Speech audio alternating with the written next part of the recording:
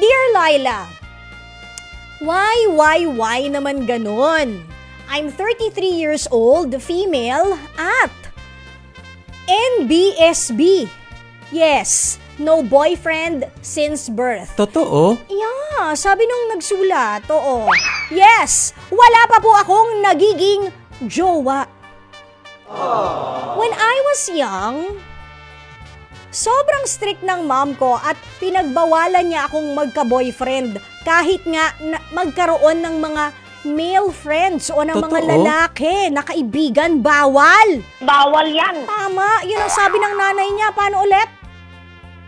Ano sabi nung bawal yan. Ayun, sabi nung nanay niya. Ganon din ang boses. Ganon din. So nasanay ako na iwas ako sa mga boys, as in literal, hindi ako nakikipagkwentuhan sa kanila. Uy, grabe. Parang may phobia o may allergy sa mga guys. Pero yun nga, sabi niya, not unless regarding school or office matters, nakikipag-usap naman daw siya. Sabi nga nila, ako si Miss Sungit. Ganon. Ngayon, feel ko, napag-iiwanan na po ako. Gusto ko na rin pong magka-love life talaga, pero mailap na sila sa akin. One of my friends suggested na mag-try ako ng dating app.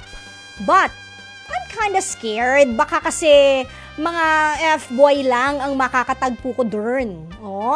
I want someone na magiging hobby ko na sana. Ay, talagang sa bagay, kung 30 ka naman na, di ba? Talagang siguro, kaya naghahanap na siya, di ba? Kasi 30 na si ate at no boyfriend since birth, di ba?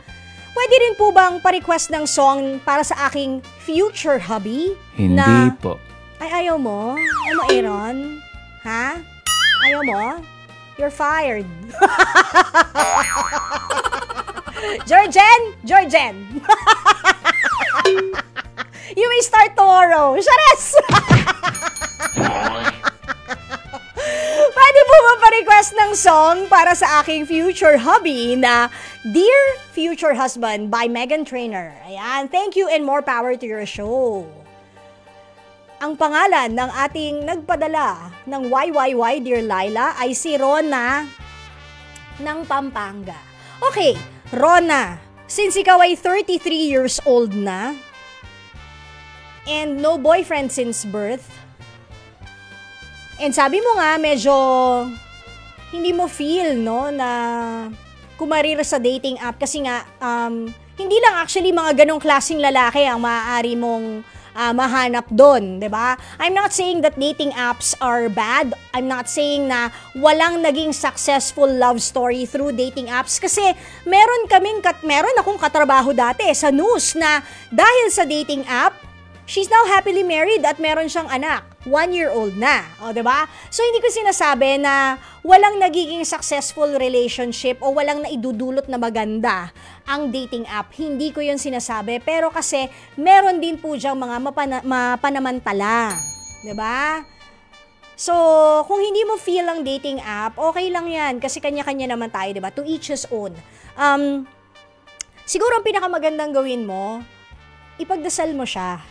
Yan. Na wag mo ipagdasal na sana dumating na siya agad-agad. Pero sabi nga 'di ba, darating 'yan sa tamang panahon. Sabi ni Lola ni Dora. 'Di ba? Pero pagdasal mo na sana yung tamang lalaki na, yung mapangasawa mo or yung mahanap mo para dire-diretso na kayo sa altar, 'di ba? Para hindi ka rin naman na-heartbreak. Imagine mo 33 and then hindi ka pa nakaka-experience ng heartbreak. It would be, if you ask me, very devastating kung nasa age ka na yan, kahit na sabihin mo mature ka na, naka-experience ka ng very, very first heartbreak mo. So, sana, yung ipagdarasal mo, ibigay talaga sa'yo. Diba? Yung hindi na talaga i-break yung heart mo. Kasi, kung mature naman, yung magiging jowa mo, diba? I'm sure you're gonna live happily ever after. Okay?